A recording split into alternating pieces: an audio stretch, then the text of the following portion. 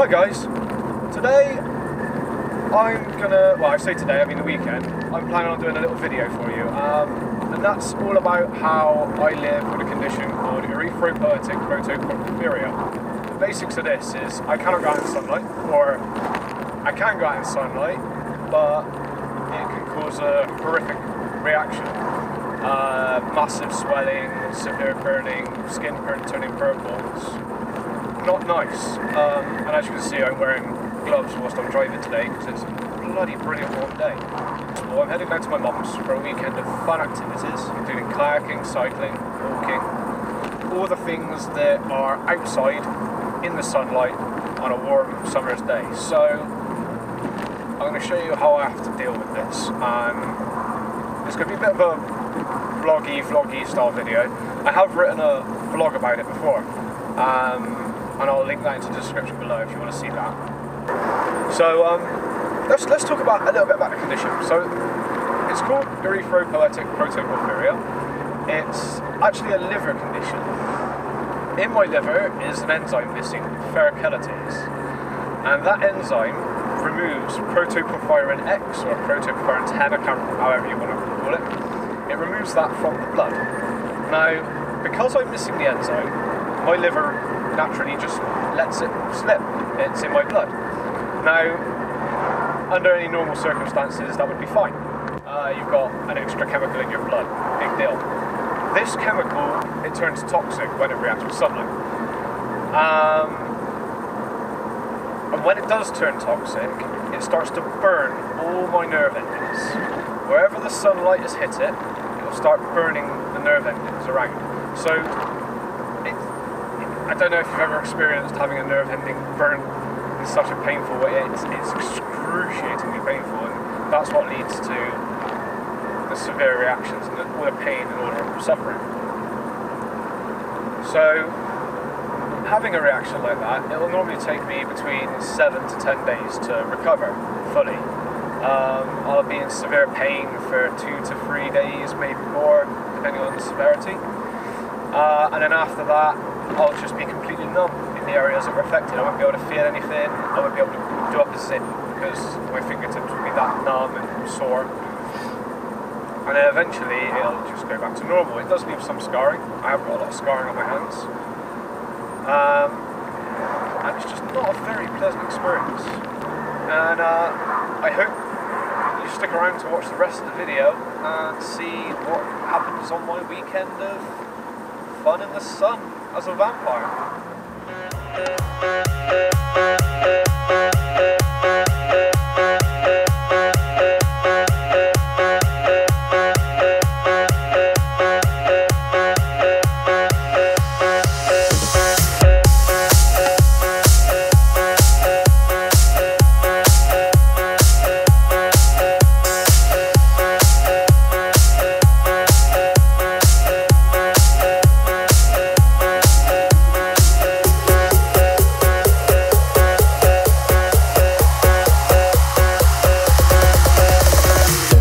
From the heat wave stole my emotions. I left my doubts when I was swept by the ocean, and every pulse from the tide was a finish line.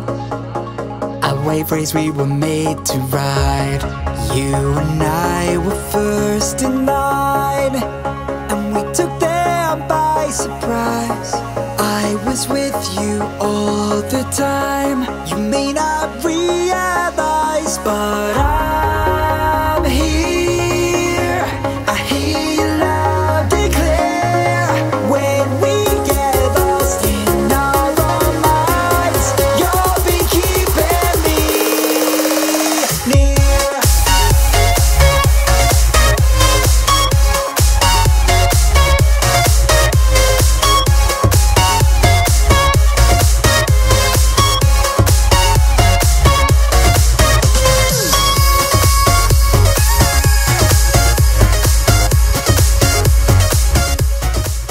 Right, so day one. Last night I got into my mum's house, and before I even had a chance to finish my coffee, I was out on the water kayaking.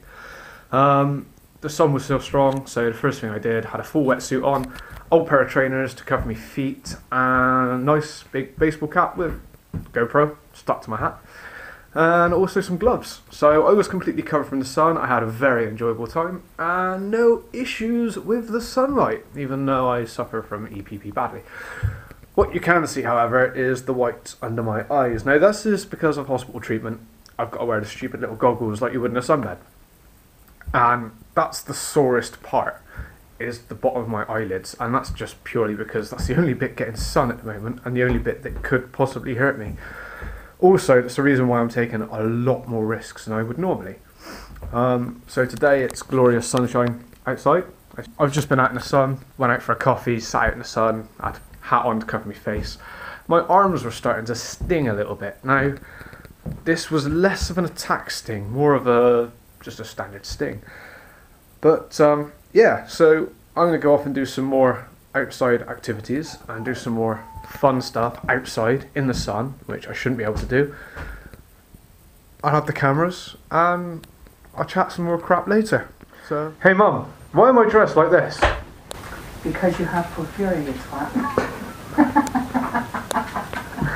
We're now off for a walk with the dogs, so I'm dressed.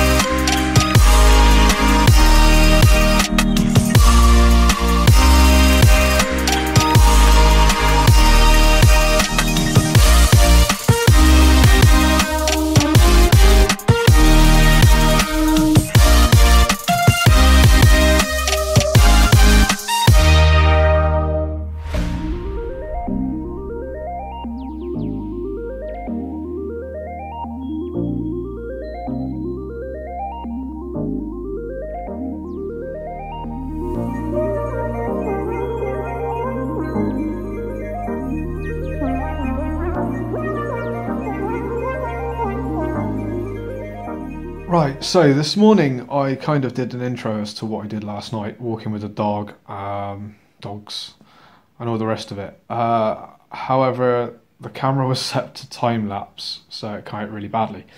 So anyway, last night went for a walk. It was bright sunny, I covered up, everything was good and hunky-dory, and I didn't have many issues. Slight tenderness on my wrist where it was kind of uncovered most of the time, but that was very little and it wasn't massive. However, you'll see from the pictures that I was covered head to toe, although I was wearing shorts, but my feet my lower legs don't seem to get many issues very rarely. We went out cycling. I went for a long old bike ride around Minehead, a bit around the place. I haven't cycled in ages and I was absolutely killed me. And once again it was sunny, so I was covered up all the way over, even covering my face with a buff. But that's the things you got to do when you can't go out in the sun. I had a few incidents on the cycle. I managed to smash my GoPro case. It decided it didn't want to be connected to my handlebars anymore. Come off. So I'm gonna have to replace the lens. Hopefully it's replaceable. And now I'm absolutely shattered. This is a dog. So, I'm now heading home. I've had a fantastic weekend down in Minehead with my parents. And in typical British weather, the last 2 days have been utter crap. I've not been able to kind of show you any additional things with regards to living a life as a vampire on a sunny weekend. So hopefully from the start and all the rest of the bits I've managed to capture throughout the weekend, I've showed you that yes, you can live a normal life when you can't go out in the sun. There are steps you can take, and it's really not that hard. And also, how the hospital treatment and everything like that comes together and allows me to live a normal life without fear of having an attack and concerning issues. So I'm able to go out in the sun, I'm able to do things that I wouldn't otherwise have been able to do, and that's jointly because of the treatment. Not only is it psychological, it's also physical. The psychological part comes from, hey, I can go out in the sun and not have an attack, therefore giving me that ability to go out without fear and do things that I enjoy. And on top of that as well, the physical aspect of things, I'm highly unlikely to have an attack. A lot more unlikely to have an attack than, say, if I hadn't had any treatment at all. And also the fact that I can just cover up and, you know, it's, screw it, I have to wear a buff, a hat, some gloves, but who really cares? If I can go out and enjoy myself, I certainly don't care if I look a bit different than I normally would. So I hope you've enjoyed this video, and I hope it was kind of educational in a way for those of you that want to know more about the disease itself, or what it stops me from doing, what I have to do, or the things I have to do to protect myself if I want to do certain things outside. And I've got another video that I'm kind of toying with the idea of uploading, so if I do it, it'll be alongside this. If not, I'll add it into this video. And it's basically more about the disease and how it affects me and how it's affected me growing up. Because I wasn't diagnosed until my early 20s, which meant that from about the ages of 3, I've been going out in the sun and not knowing where I've becoming ill. So to be able to just turn around and say, well, actually I have this really rare genetic disease that means I can't go out in the sun, is absolutely fantastic, because it stops me looking like an idiot and it actually gives me reason, which is the biggest thing for me. It's kind of closure, if that makes sense. Why can I not go and do this? Oh, because my body's a bit broken. So yeah, keep an eye out for that video. It should, I'll definitely put it as a second video thinking about it, because it's quite long and the stuff I've gone into detail is away from this. So I hope you've enjoyed this video of me having a weekend away in sunlight, well, most of it anyway, and the things I had to do to be able to do that safely without me becoming ill or having any issues. If you want to know more about porphyria or just the disease in general, you're welcome to leave a comment and I'll try and reply to it. If I get quite a lot of questions, I'll just run a little question and answer video. If you want to see more of me messing about in my shed, flying model airplanes, model boats, that sort of crap, I don't know if you can see, but behind me I've got a gasser that I picked up the weekend for a couple of quid. So I'm going to learn to fly that very soon. And I've also got a boat hull in the boot, which I picked up from the 60s wooden boat hull.